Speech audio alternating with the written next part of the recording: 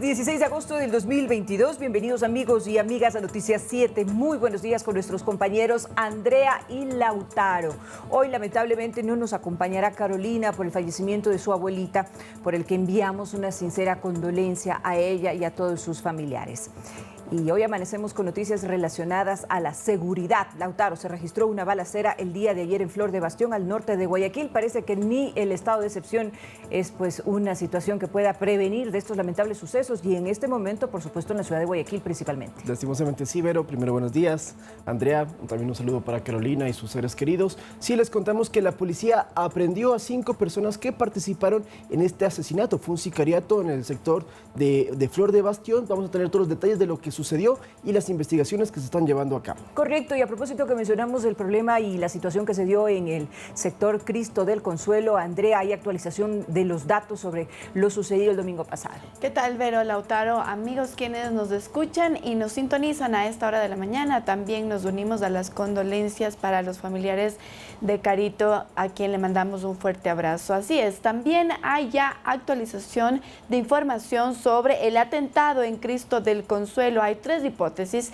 que maneja la Policía Nacional para las investigaciones. Aquí le vamos a contar los detalles. Muy bien, hacemos una invitación adicional para que nos puedan sintonizar amigos a través de www.eltelegrafo.com.es, Radio Pública FM y a través de nuestras redes sociales. Iniciamos, bienvenidos.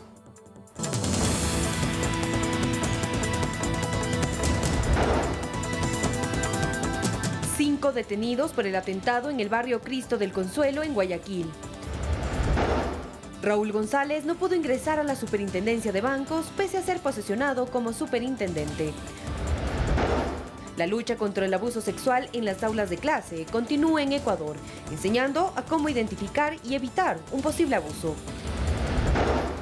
3 andinistas fallecieron al caer en una grieta del volcán Cariguairazo en la provincia de Tungurahua.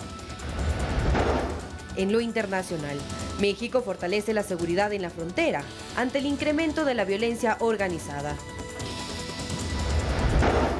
Y en los deportes, Richard Carapaz encabeza el Ineos, que afrontará la edición 77 de la Vuelta a España a partir de este. Vamos enseguida con los detalles de la información, amigos televidentes. Una balacera en Flor de Bastión, en Guayaquil, dejó 3 personas asesinadas y esto al estilo sicariato. Por este caso existen 5 personas detenidas en este momento. El ministro del Interior señaló que los incidentes se habrían dado por incautaciones y detenciones que hace la Policía Nacional constantemente. Un nuevo hecho de sangre se registró en Flor de Bastión, al noreste de Guayaquil. Aproximadamente al mediodía de este lunes, una balacera dejó varios fallecidos. En su cuenta de Twitter, el Ministerio del Interior señaló: 4 delincuentes asesinaron a 3 personas cerca del mediodía bajo la modalidad de sicariato. Con el estado de excepción, policía ingresó de inmediato al lugar para recoger indicios. Varios videos difundidos en redes sociales grabados por moradores del sector dan cuenta del ataque, en los que se puede observar a personas sin vida en el suelo, mientras que otros están heridos. Por su parte, el ministro del Interior, Patricio Carrillo, en sus redes sociales, señaló que por este hecho 5 personas fueron detenidas, mismas que pertenecerían a grupos delictivos. Los criminales reaccionan ante incautaciones y detenciones que hace la policía, castigando a quienes fallan al perder su bien más preciado, la droga, y envía mensajes a su competencia. Se aprendió a 5 sujetos que pertenecerían a grupos de delincuencia organizada. Edison Saavedra, Noticias 7.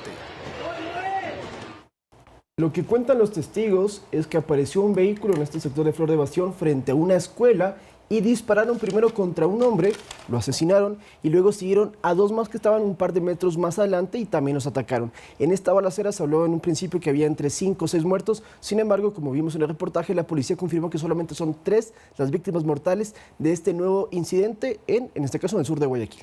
Se habla de que los Chone Killers y los extraoficialmente se habla, sí, los choneros habrían sido pues los partícipes de este enfrentamiento por pues recuperar zonas para vender estupefacientes. Eso es lo que se ha dicho en las investigaciones preliminares. Pero esto sucede también mientras Guayaquil está en un estado de excepción. Recordemos que tras el atentado, el ataque terrorista que sufrió el barrio Cristo del Consuelo el pasado domingo, el Ejecutivo decretó este estado de excepción por 30 días, en donde, entre otras cosas, se restringe la asociación de personas para impedir precisamente que hayan este tipo de actos delictivos, pero además también se puede, se restringe la inviolabilidad de domicilio y también de correspondencia. Esto es lo que ha dicho el ministro Carrillo, que también pues fue un factor que ayudó a poder detener a estas personas el día de ayer en Flor de Bastión.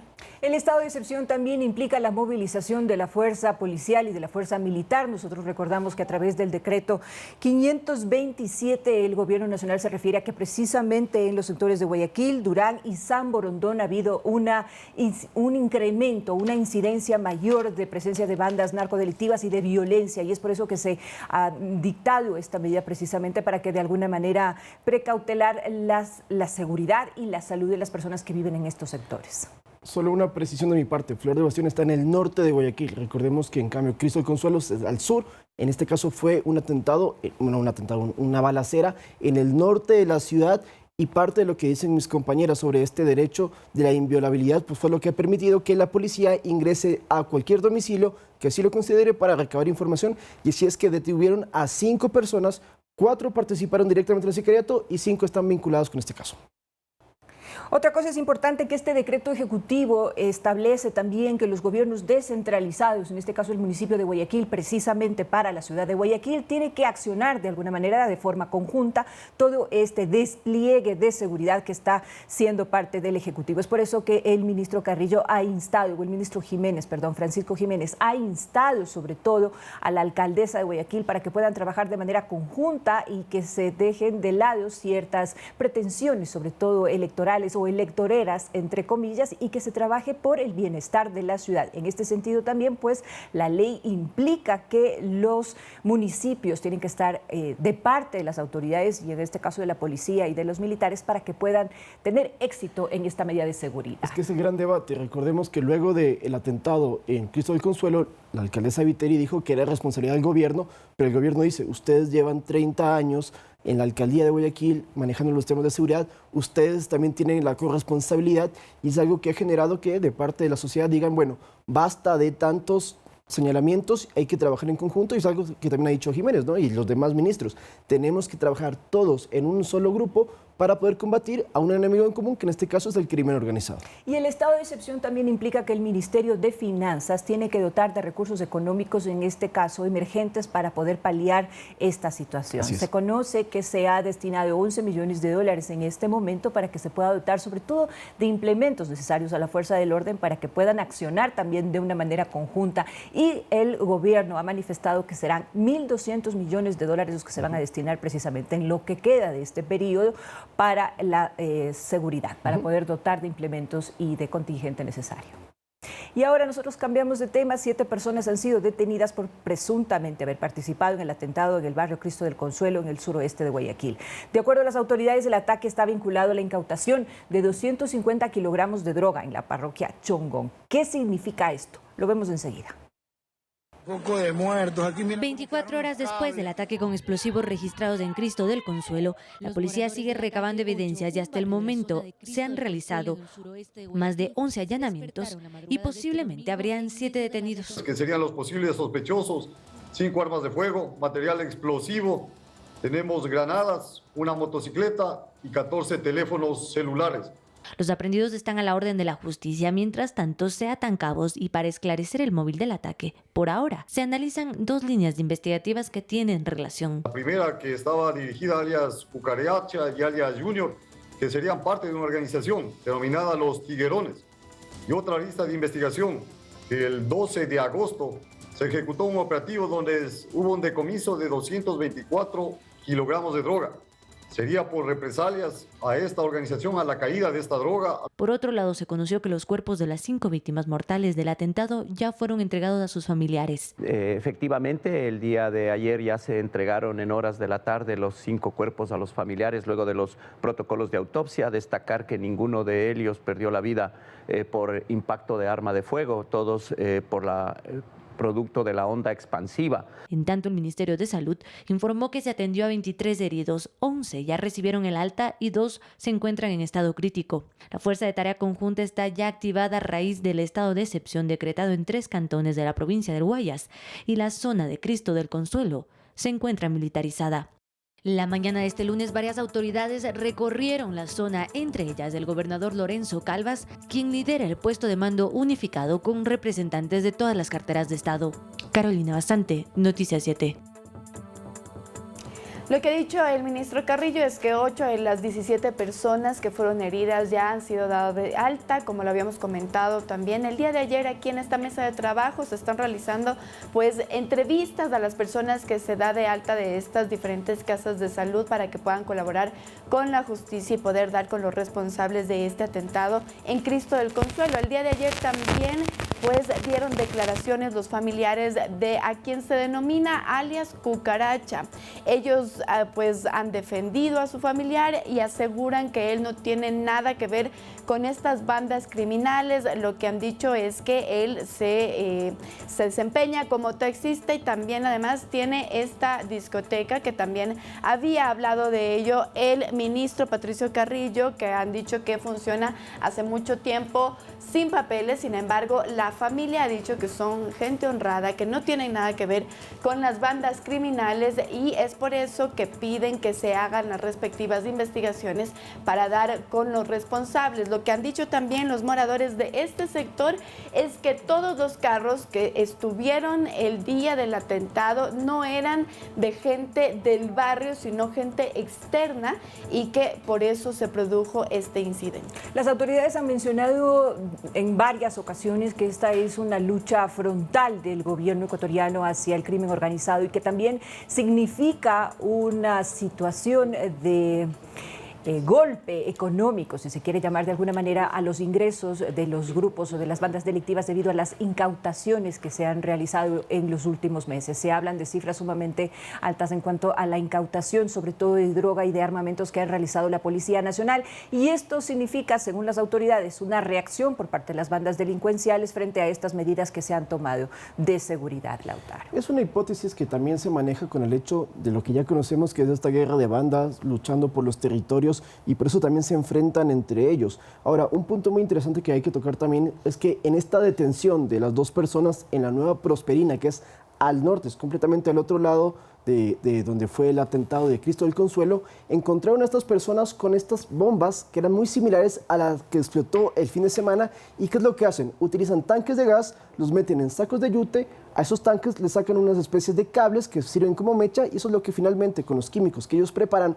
que son fáciles de hacer, luego los colocan en ciertos lugares y explotan. Se habla extraoficialmente de que uno de los posibles atentados en los que estaban planificando utilizar estos explosivos que les comentamos era una unidad de policía comunitaria, una UPC. Sin embargo, esto no ha sido confirmado. En buena hora logrado el equipo de inteligencia detectarlos y evitar que suceda una nueva tragedia. Las investigaciones continúan en este caso. Sin duda para la población ha sido un golpe sumamente fuerte y para todos los ecuatorianos en general que no estamos acostumbrados a estos actos de terrorismo. De tal forma que estaremos haciendo el seguimiento, por supuesto, de este tema para conocer ya cuáles son los indicios directos de los responsables en esta situación. Y mientras tanto les contamos, amigos, que el fiscal de Babahoyo, Federico Estrella, fue asesinado la noche de lunes cuando volvía a su domicilio y presuntos sicarios lo interceptaron. Luego de dispararle, el magistrado fue trasladado de urgencia a un hospital en la ciudad de Guayaquil, pero lamentablemente no pudo sobrevivir a las heridas. Andrea. Así es, lo que se tiene de información es que este fiscal también era docente, regresando de dar clases en la universidad, pues atentan contra su vida justo en su garage. Donde encuentran el cuerpo es dentro del vehículo. Ahí estamos viendo en imágenes lo que ocurrió la noche de ayer y ahora se abrió una investigación en torno a este caso para poder dar con los responsables. Se habla de que 5 a 6 motociclistas llegaron, esto es en el sector de Los Perales, allá en Babahoyo, y ahí es que lo atacan. Todavía no se sabe el por qué le dispararon. Sin embargo, sí, él no murió en el sitio, él fue trasladado al hospital y finalmente a las 11 de la noche más o menos se confirmó su deceso y, como ya lo han dicho, pues se está investigando. La policía por el momento todavía no ha brindado mayores detalles o se ha pronunciado específicamente sobre este nuevo caso de una autoridad judicial que lastimosamente también es blanco de los ataques de sicarios y de las bandas criminales. Pero justamente el ministro Carrillo, queremos hacer una puntualización en este sentido, amigos televidentes y compañeros, ha detallado que este tipo de situaciones tiene que ver con la incautación, en este caso, por ejemplo, de 250 kilos de droga que se realizó en la ciudad de Chongón. Existen entonces estos vínculos y estas reacciones por parte de las bandas narcodelictivas. Sí, porque por ejemplo se dice que las bandas toman represalias a sus miembros, a sus integrantes, a los cuales obviamente pues les capturan y les decomisan la droga. Entonces, por ejemplo, el conductor de un camión que tiene que transportar los alcaloides, cuando la policía hace operativos y les quita ciertos kilos, grandes cantidades, pues tienen que encontrar la manera de sancionarlos, y en muchos casos es con la muerte o inclusive con la tortura, como se lo hace en México, y es una de las hipótesis que más sentido tiene y es la que está manejando en este momento la fuente oficial. Este asesinato se suma también al del periodista en Manabí la semana pasada, que también sorprendió y conmocionó a la ciudadanía, y evidentemente nosotros estamos a la espera de que den resultados las investigaciones, Vero. Así es, y les contamos, amigos, que la Policía Nacional efectuó 2 detonaciones controladas de presuntos objetos no identificados que fueron hallados en las inmediaciones del Complejo Judicial Norte en Quito. El proceso se realizó mediante unidades especializadas y con el cierre de 2 carriles en la esquina del Mercado Iñaquito. Una vez finalizadas las detonaciones, se rehabilitó el paso. En primera instancia se creyó que eran explosivos, pero finalmente se reportó que era una caja con documentos. Sin embargo, esto no dejó de alertar y de preocupar a la ciudadanía. El día de ayer, conversando también con moradores del sector, decían que evidentemente habían escuchado este ruido, pero precisamente para hablar sobre estas explosiones controladas que realiza la Policía Nacional, nosotros vamos a hacer contacto con la coronel Doris Viteri, que ya se encuentra conectada vía modalidad virtual. Ella es jefe del Distrito de Policía de Eugenio Espejo. Muy buenos días, coronel. Muchas gracias por su presencia en este espacio aquí. Cuéntenos un poco más sobre estas explosiones controladas para que la ciudadanía pueda tener también tranquilidad de que la Policía Nacional está pues operando en ese sitio. Muy buenos días, queridos amigos. Bueno, realmente el día de ayer tuvimos un procedimiento policial en el que se lo está manejando como un paquete sospechoso, y al ser denunciado a través de una llamada telefónica al ECU 911, nosotros nos alertamos con las unidades del sector para aislar el lugar y obviamente seguir los protocolos que corresponden. Aislando este lugar, claro que se molesta a la gente, pero es por seguridad de las personas. En este caso se llamó a la unidad antiexplosivos para que ellos realicen su trabajo, y en este caso, con este paquete sospechoso, se hizo 2 detonaciones controladas. En la primera se logró abrir el paquete porque era una caja de cartón y en el interior estaba una caja metálica. Por eso se tuvo que realizar una segunda detonación controlada, en donde se pudo evidenciar que existían algún tipo de documentos y papeles de color oscuro. En ese momento ya se pudo verificar en el interior qué es lo que se encontraba. No existió ningún artefacto explosivo, y de igual manera Criminalística fijó y levantó las evidencias para aclarar alguna situación de lo que posiblemente, o la intención con la que tenía este paquete abandonado en esta esquina de La Pereira e Iñaquito. Coronel, pero ¿y los documentos qué decían? Primero le saluda Lautaro Andrade. ¿Los documentos de qué eran o por qué dejaron este paquete? Según la información que tenemos, dejaron esta caja que decía Cargo Irak, con un carrito ahí extraño en plena esquina, y de pronto, bueno, dice que no había entonces nada grave. ¿Qué fue lo que pasó? ¿Qué es lo que había dentro? Bueno, yo creo que esto más bien fue una situación, no sé si con el fin de distraer la actividad policial justamente.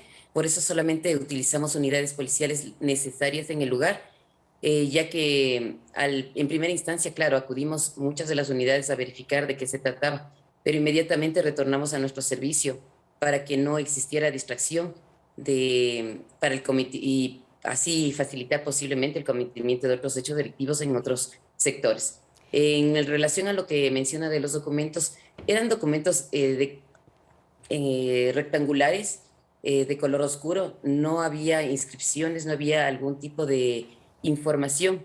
Específicamente uno que levantó el personal de criminalística tendrá que ser realizado las pericias correspondientes a ver si tiene algo que ver o existe algún tipo de amenaza o alguna información que nosotros podamos dar con los responsables de este paquete sospechoso dejado en esta esquina.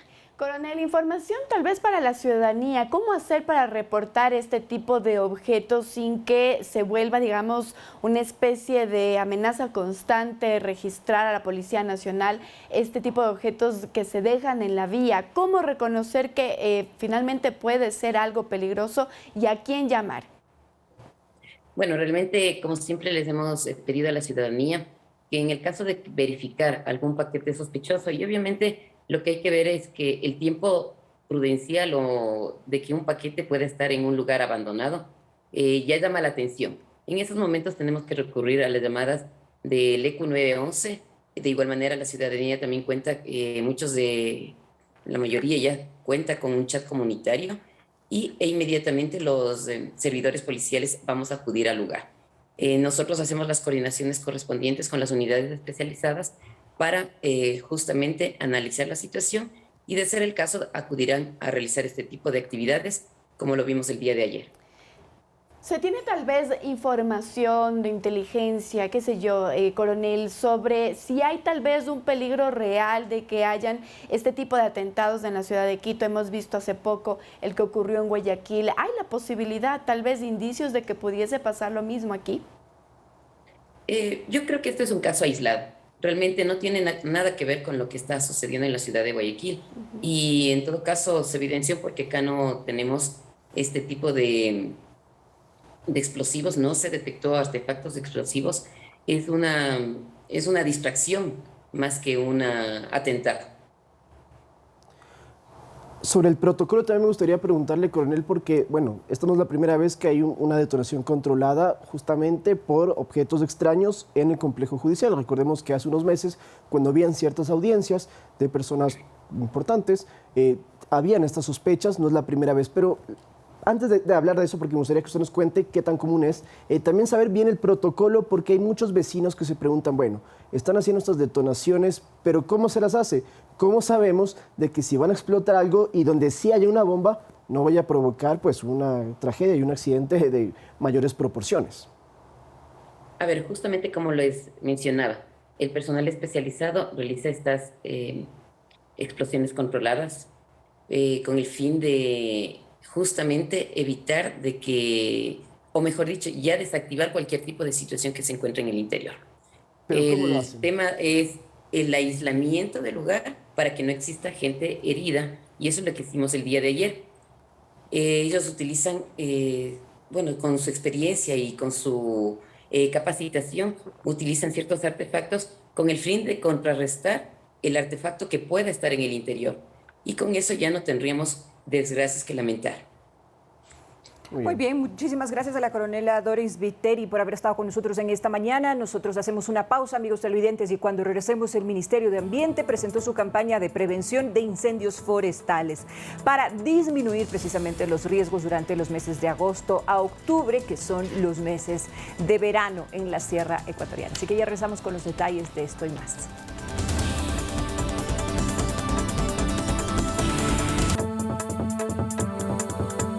7 de la mañana con 26 minutos. Seguimos informando, amigos televidentes. Atención, porque la Conferencia Episcopal Ecuatoriana propuso un nuevo cronograma para la realización de las mesas técnicas entre el Gobierno Nacional y los movimientos indígenas y sociales. El calendario fue aceptado por las dos partes y tiene previsto iniciar el próximo miércoles 17 de agosto con la reinstalación del diálogo en la mesa de fomento productivo.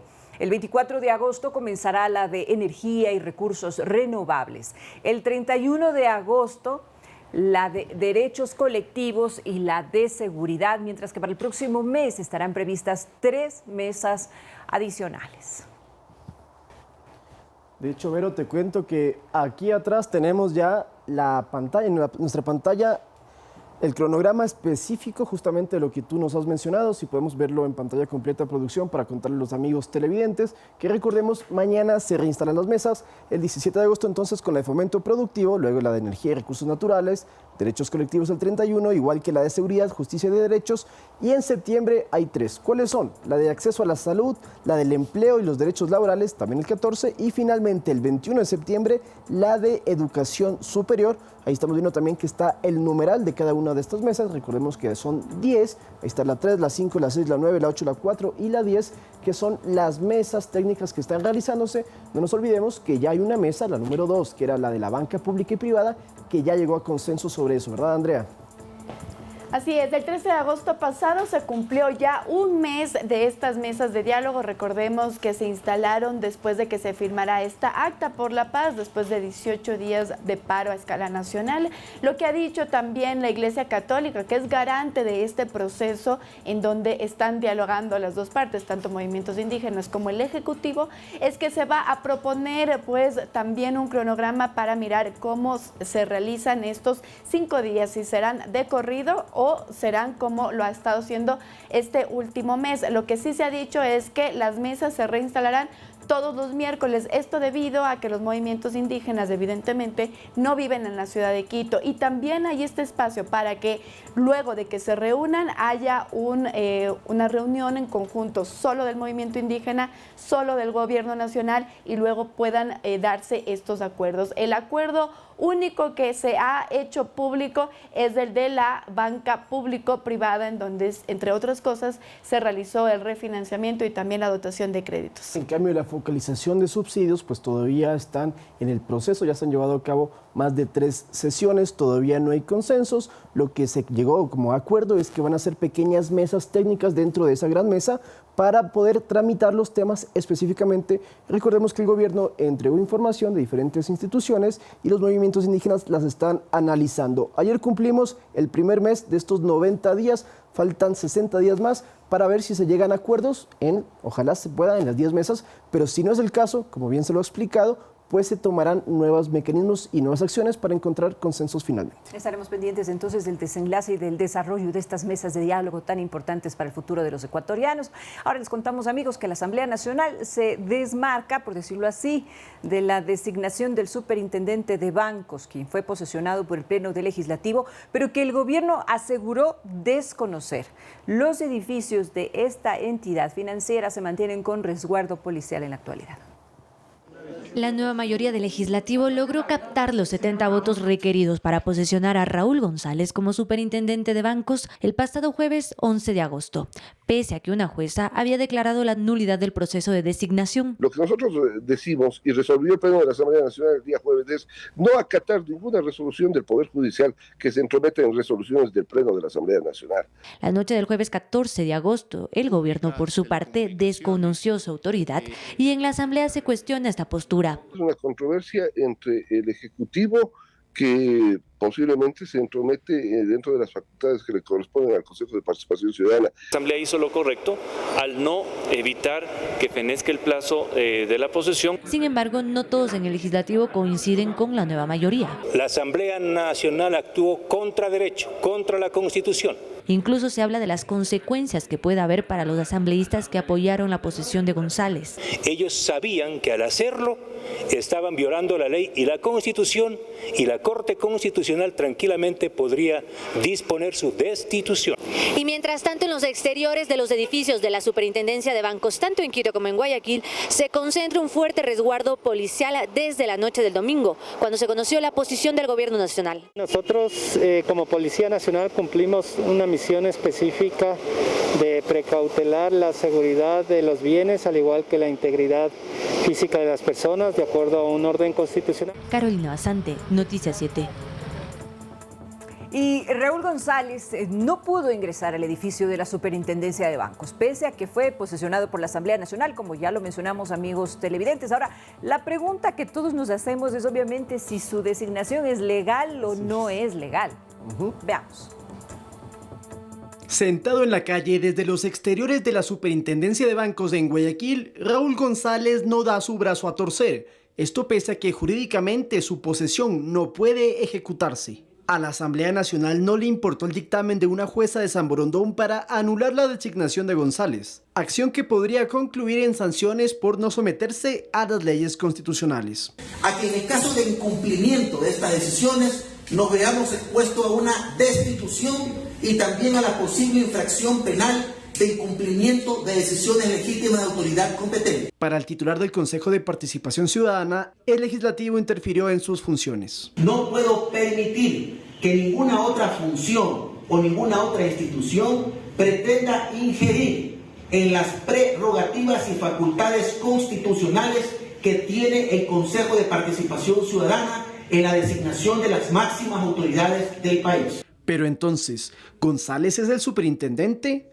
La respuesta es que no. La Asamblea Nacional mal hizo en posesionar a González cuando existe una sentencia en materia de garantías jurisdiccionales que imposibilitó aquello. Si González persiste y lograra ingresar a la superintendencia, podría cometer un presunto delito, como lo explica el jurista André Benavides. Eventualmente podría tener como resultado de aquello una consecuencia de carácter penal, en este caso un presunto delito de arrogación de funciones. Hay que tomar en cuenta también el bloqueo del Ejecutivo a la gestión de González, quien no podría tomar acciones como suspender bancos, contratar personal o inclusive pagar sueldos. Lautaro Andrade, Noticias 7. Dicen que donde hay dos abogados hay tres opiniones y es precisamente lo que ocurre ahora en el país respecto de esta designación del superintendente de bancos. Lo que sí pasa en el Consejo de Participación Ciudadana es que nuevamente se vuelve a entrampar porque la minoría del Consejo de Participación ha dicho que pues ellos respaldan la decisión de la Asamblea Nacional al haberlo posesionado como superintendente de bancos. Con esto lo dejan solo a Ulloa y dicen que su decisión para poder elegir de la terna que ha enviado el Ejecutivo es unilateral. El problema es porque ya hay un dictamen judicial, que es lo que también dicen algunos abogados, que la Asamblea por eso no podía pasarse a esa disposición que ya existía y que según lo que dictamina el proceso, tiene que la Corte Provincial del Guayas revisar estas medidas que entabló la jueza de San Borondón y decidir si las ratifica, y en ese caso el Consejo de Participación continúa con el análisis de la nueva terna o en su lugar revoca, y es de esa manera que ya podría González ingresar a la superintendencia y empezar a trabajar. Pero como dijimos al final de la nota, recordemos que el gobierno impide mediante el Ministerio de Finanzas, mediante el Banco Central, el Ministerio del Trabajo, que González pueda ejecutar sus acciones como superintendente. Entonces, la parte más clave y que más afecta a los empleados de esta institución es que, por ejemplo, las claves que se entregan a las funciones públicas para el pago de sueldos y utilizar el presupuesto, González no las ha obtenido, no se las van a dar y de esa manera bloquean de cualquier manera lo que él pueda hacer. Entonces, si en este caso él despide a un funcionario, pues eso no aplica, y si contrata a alguien, pues tampoco.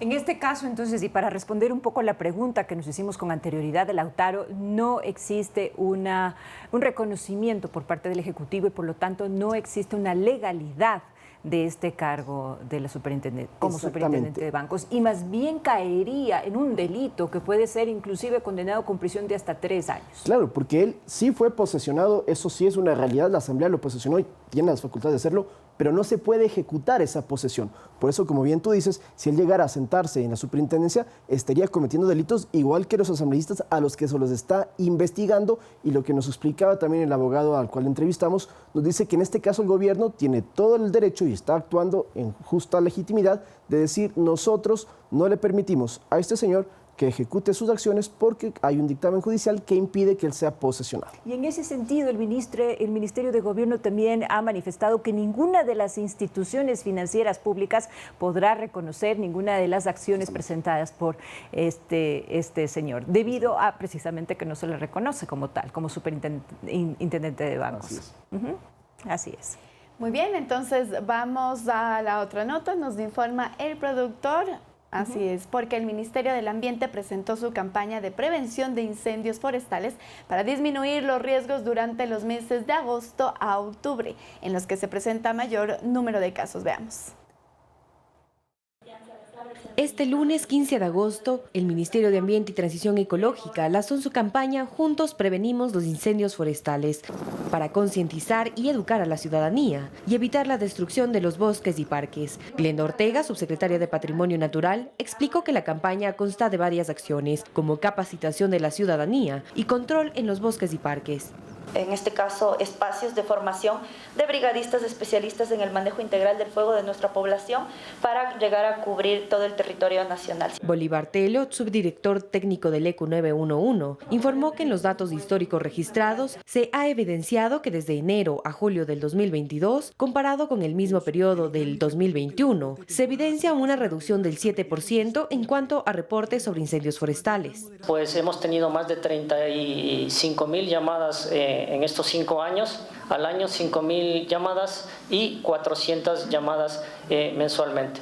Desde el año 2010 se han registrado 20.000 incendios forestales, afectando a 202.000 hectáreas de bosque, en su mayoría provocadas por el hombre. Conocemos que el 99% lamentablemente de los incendios forestales es producido por el hombre. Por su parte, el viceministro de Gestión Educativa, Sebastián Salazar, agregó que ya se están capacitando a docentes y alumnos en temas de riesgo y medio ambiente. Uno de los compromisos es la creación de la Dirección de Educación Ambiental y Transición Ecológica en el Ministerio de Educación, que va a tener la finalidad de trabajar en educación ambiental. Según los datos históricos, los meses donde existe mayor incidencia en los incendios forestales son en los meses de agosto, septiembre y octubre. Manuela Bedón, Noticias 7. Es también, pues llama la atención que ahora se esté dando la rueda de prensa para prevenir los incendios, pero obviamente es por el clima que hemos tenido también en la ciudad de Quito. Ustedes recuerden que a pesar de que hace algunos días ya inició, entre comillas, el verano en la ciudad, tuvimos bastantes lluvias y es por eso que aún no se presentaba este plan contra los incendios que tiene la finalidad todos los años de poder prevenirlos y sobre todo de estos pirómanos. Justamente, porque hay las dos causas. El tema natural, que evidentemente se incendian pues, los bosques, pero también porque hay personas que a propósito lo hacen. Como un dato no menor, en la última década 190.000 hectáreas se quemaron en Quito producto de los incendios. Y ahora les contamos, amigos, que este 14 de agosto se conmemoró el Día Oficial de la Lucha contra la Violencia Sexual en las Aulas Educativas. Una de las medidas ordenadas por la Corte Interamericana de Derechos Humanos, en el caso, por ejemplo, de Paola Guzmán.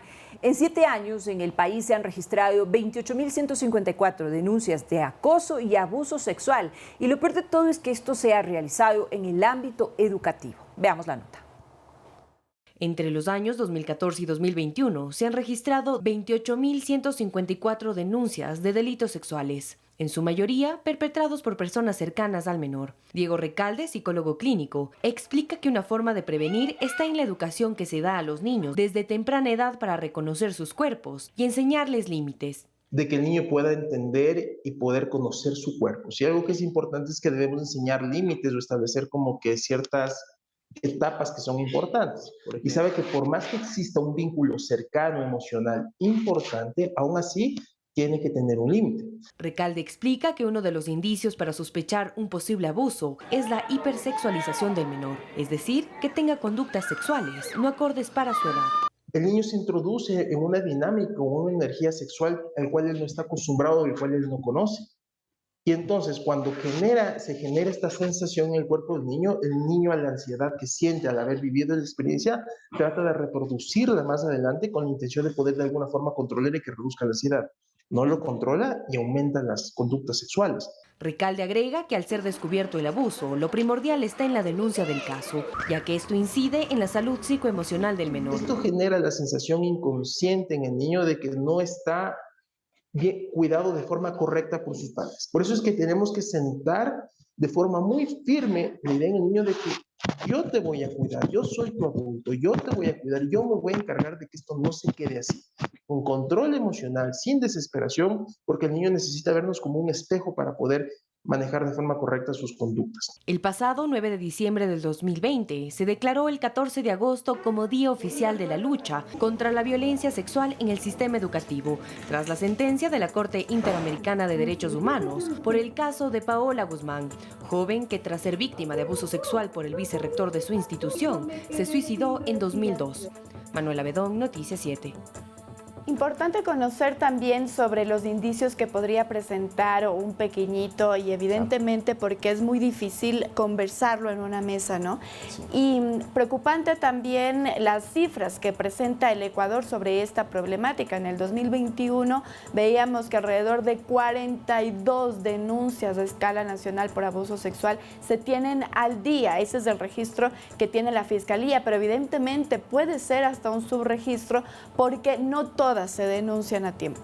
Y eso es algo que hay que combatir y también se está promoviendo desde las diferentes instituciones de que la gente y los padres sobre todo, si conocen a un niño que ha sido vulnerado o agredido en este caso, se lo debe denunciar para tomar acciones inmediatas. Ya existe un protocolo en la cartera de Estado, en el Ministerio de Educación, para que en posibles casos se sepa cómo actuar y cómo tomar medidas. Recordemos que uno de los casos que más sonó, si bien no fue dentro de un aula, pero sí en el espacio educativo, fue en abril cuando una adolescente habría sido agredida sexualmente por el conductor de una buseta escolar, quien luego trató de huir, que fue encontrado en la Amazonía, tratando de cruzar la frontera. Y esto fue uno de los casos que puso en alerta lo que está sucediendo, que como bien lo dices, Andrea, es una problemática que se necesita actuar de manera inmediata y sobre todo muy efectiva. Y a propósito de un estudio que realizó Human Rights Watch en nuestro país y a propósito del caso que nosotros estamos comentando, este es un trabajo que se debe realizar de una manera conjunta de varias instituciones, inclusive hasta la Asamblea Nacional debe estar presente. Si bien es cierto existen estos protocolos de seguridad que ha mencionado Lautaro, es muy importante también que los recursos sean eficaces y que se puedan destinar precisamente para erradicar este problema que, como bien se realizó el estudio de esta institución internacional, tiene varios componentes, porque el abuso sexual en las escuelas no es solamente por parte de un grupo específico, sino de varios actores y se debe tomar cartas en el asunto entonces para erradicarlo. Se están dando avances importantes, no solamente en este gobierno, en gobiernos anteriores también, pero es hora ya de que se den los recursos de una manera eficaz para poder combatirlo. Y recordemos que esto es un delito penal. Así es, es un delito. Es muy importante tenerlo muy en cuenta y insistimos, denúncielo. Correcto, es importante entonces la acción de la ciudadanía. Nosotros hacemos una pausa, amigos televidentes. Cuando nosotros regresemos de la misma, les vamos a contar que Ener Valencia recuperó su puesto y le está yendo muy bien. Definitivamente es una figura del partido. Así que ya regresamos con los detalles de las noticias deportivas al regresar.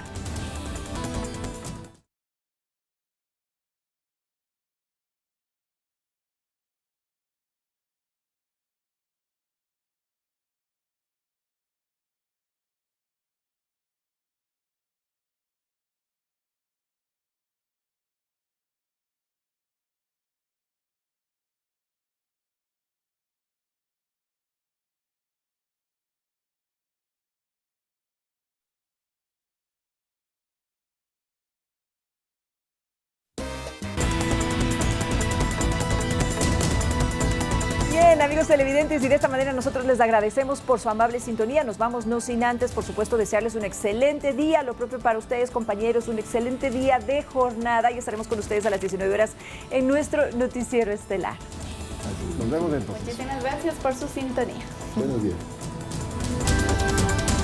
Les recordamos que dentro del Distrito Metropolitano de Quito, la restricción vehicular pico y placa rige de lunes a viernes en la mañana desde las 6 hasta las 9:30 y en la tarde desde las 16 a 21 horas.